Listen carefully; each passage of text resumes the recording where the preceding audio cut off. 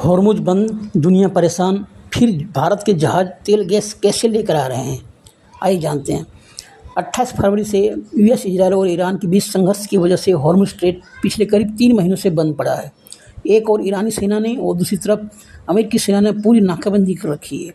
मिसाइलें, बारूदी सुरंगें, जहाज़ों पर हमले और अमेरिका की नाकेबंदी के बीच ईरान की ओर से स्ट्रेट ऑफ हॉर्मुज को बंद कर दिया गया है।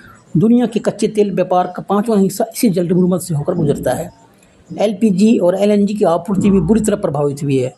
भारत, जिसकी अर्थव्यवस्था का 90% कच्चे तेल की ज़रूरतों के लिए आयात पर निर्भर होता है, इस संकट का सामना सबसे बेहतर तरीके से कैसे कर रहा है। अमेरिका, चीन और जापान जैसे देशों के मुकाबले भारत के पास बड़े रणनीतिक पेट्रोलियम भंडार नहीं है, लेकिन विविधीकरण की रणनीति और रूस के साथ मजबूत संबंधों ने इसे संभव बनाया हुआ है।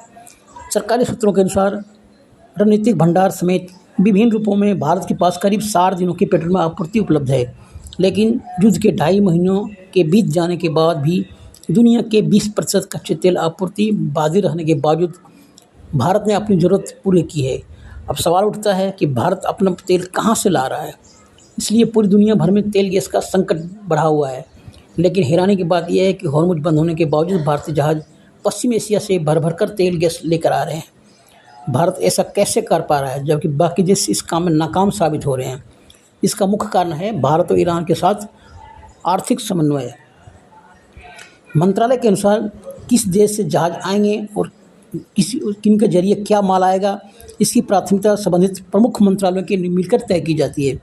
विशेषकर पेट्रोलियम और प्राकृतिक गैस मंत्रालय और उर्वरक मंत्रालय के साथ इस मामले में समन्वय किया जाता है। इसके बाद यह प्राथमिकता के आधार पर फंसे जहाज़ों को बाहर निकालने की कोशिश की जाती है। जंग के बीच भी हॉर्मुज में बज रहा है भारत का डंका। भारत खतरे के बावजूद हॉर्मुज स्ट्रेट से समुद्री यातायात बनाए रखने में सफल रहा है। वो हॉर्मुज से सबसे ज़्यादा जहाज़ निकालकर लाने वाले देशों में शामिल है। वहाँ से अब तक भारतीय मालवाहक जहाज़ Shivalik, Nanda Devi, Jag Ladli, pine gas, Jag Basant, BW tyre, BWLM और ग्रीन सावी लाए जा चुके हैं। शिपिंग निदेशालय के अनुसार भारतीय झंडे लगे 13 मालवाहक जहाज़ अभी भी इस हॉर्मुज स्ट्रेट में मौजूद है। उन्हें वहां से निकाल कर लाने की पूरी कोशिश की जा रही है।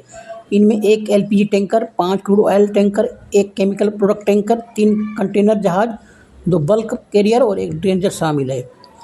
जहाज़ों में लगे टैंकर सिस्टम से बहुत मदद मिल रही है, जबकि इससे भारतीय जहाज़ों को कितना खतरा हो रहा है ये बताना तो मुश्किल है, लेकिन इससे हॉर्मुज में फंसे भारतीय जहाज़ों को ट्रैक करने में आसानी जरूर हो रही है।